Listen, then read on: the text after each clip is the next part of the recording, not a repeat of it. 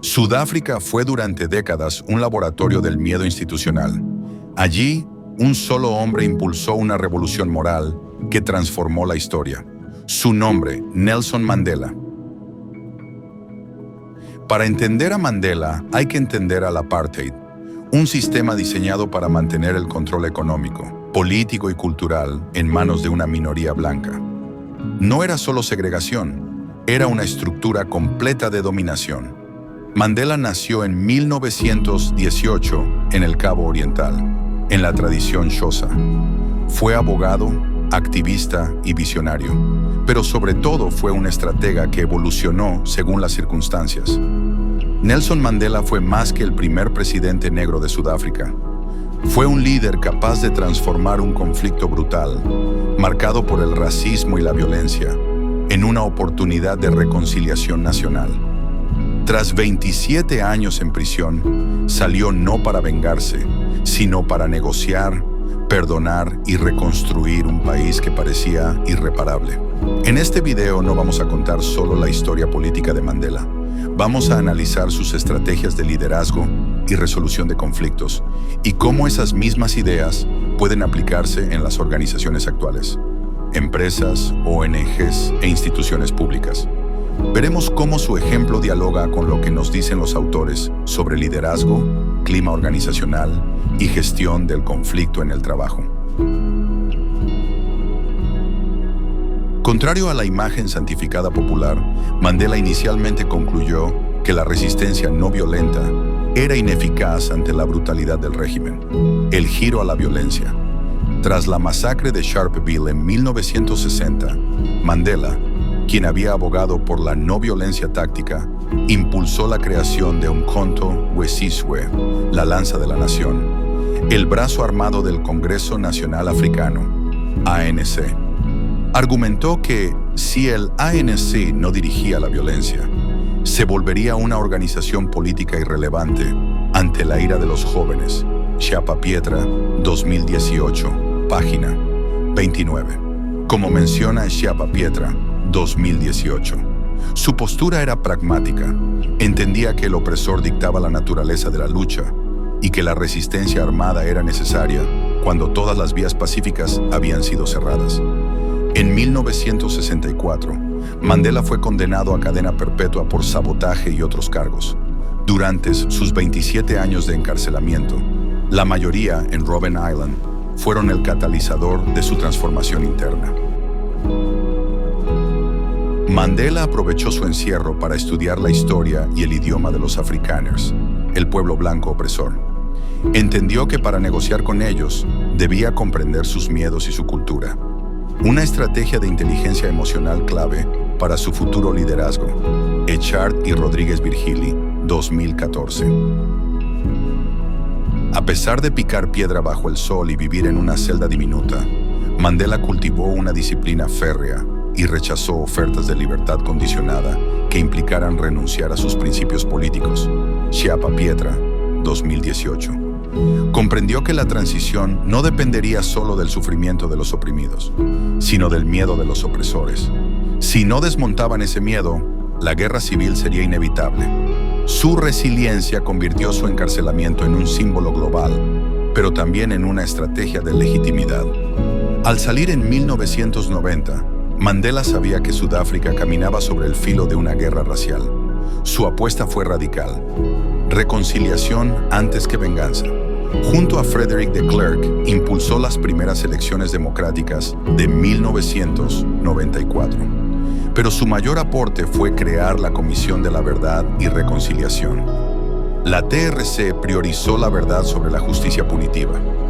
Fue un proceso controversial, pero permitió evitar una masacre nacional. El liderazgo de Mandela muestra cómo transformar un conflicto en una narración compartida.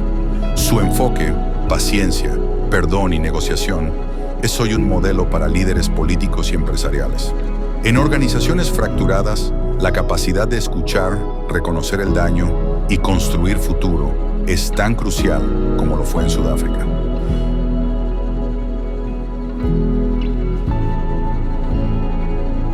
El liderazgo de Nelson Mandela representa uno de los modelos históricos más sólidos de transformación social y resolución de conflictos. Su estilo no solo se construyó a partir de habilidades políticas, sino desde una ideal moral profundo. Una sociedad libre y democrática, donde todos pudieran vivir en igualdad de oportunidades. Él mismo lo expresó con absoluta convicción en su discurso ante el Tribunal de Johannesburgo en 1964, declarando que ese ideal había guiado su vida y que si era necesario, estaba dispuesto a morir por él. Esta visión superior constituye la base del liderazgo transformacional, donde el líder no solo dirige, sino que inspira, moviliza y despierta sentido de propósito en quienes le siguen. Mandela no nació líder, se forjó líder. Su historia personal explica en gran medida la forma en que condujo a su pueblo. Conversamos con el experto en clima organizacional, Juan Carlos Castro, quien nos ayudó a entender cómo el estilo de liderazgo de Mandela se aplica en los tiempos modernos. En las organizaciones modernas, caracterizadas por diversidad, cambios rápidos y retos culturales, los principios de Nelson Mandela son esenciales. Primero, encontramos el liderazgo transformacional. Mandela, tras 27 años de prisión, buscó unir a personas con visiones opuestas bajo una misma meta, promoviendo la reconciliación post-apartheid a través de la Comisión de la Verdad y Reconciliación establecida en 1995.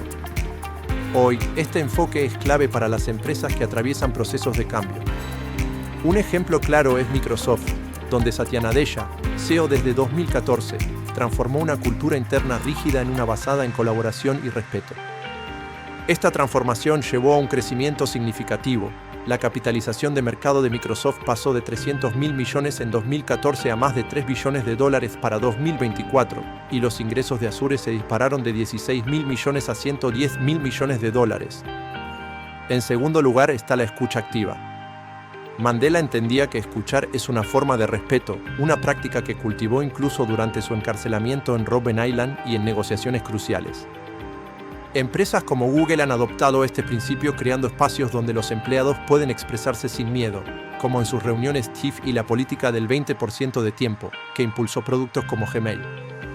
Esto mejora la creatividad y la resolución de conflictos, con Google manteniendo puntuaciones de satisfacción de empleados consistentemente por encima del 85%, según estudios como Project Aristotle. La tercera lección es el perdón estratégico. Mandela demostró que sanar relaciones es fundamental para avanzar, como lo hizo con la Comisión de la Verdad y Reconciliación, que procesó más de 7,000 solicitudes. Un ejemplo moderno es Starbucks, que tras una crisis pública en 2018, cerró más de 8,000 tiendas en Estados Unidos para capacitar a 175.000 empleados en sesgos raciales, invirtiendo $12 millones. Esta acción estratégica fortaleció su cultura organizacional y recuperó la reputación, con el tráfico en tiendas de Estados Unidos rebotando un 2% en pocos meses. Finalmente, la negociación principiada. Mandela negociaba sin perder la dignidad de ninguna de las partes, como se vio en las conversaciones CODESA que llevaron al fin del apartheid en 1994. IBM utilizó este enfoque durante su transformación bajo Ginni Rometty y Arvind Krishna, colaborando con empleados para lograr acuerdos sostenibles en su pivote hacia la nube híbrida y la IA. Esta estrategia permitió a IBM reducir su fuerza laboral de 431.000 a 288.000 empleados a través de la reinversión de $20.000 millones en nuevas tecnologías, con un crecimiento del 20% anual en acuerdos de Watson AI. Estas lecciones nos enseñan que el liderazgo auténtico no se impone, se construye desde el respeto, la visión compartida y la voluntad de transformar el conflicto en crecimiento. Y, como Mandela demostró, aún en tiempos difíciles es posible crear organizaciones más humanas, más fuertes y más unidas, fomentando un clima organizacional resiliente y próspero. Sin embargo, el enfoque de Mandela ha sido criticado por priorizar la reconciliación sobre reformas económicas profundas, lo que perpetuó desigualdades y pobreza entre la mayoría negra. En contextos políticos, esto implicó compromisos que vendieron intereses africanos, como retener estructuras capitalistas que beneficiaron a minorías blancas, resultando en Sudáfrica como el país más desigual del mundo.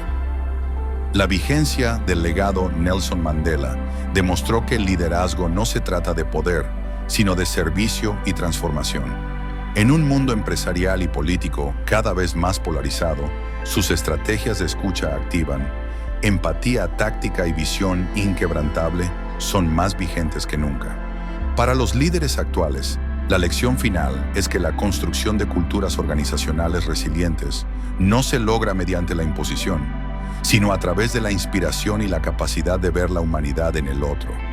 Como concluye Schiappa Pietra, 2018, Mandela nos enseña a elevarnos por encima de nuestras circunstancias para hacer simplemente lo correcto. Mandela nos invita a liderar desde la valentía de escuchar y la grandeza de perdonar. Su historia nos recuerda que la paz no es un acto, sino una construcción diaria.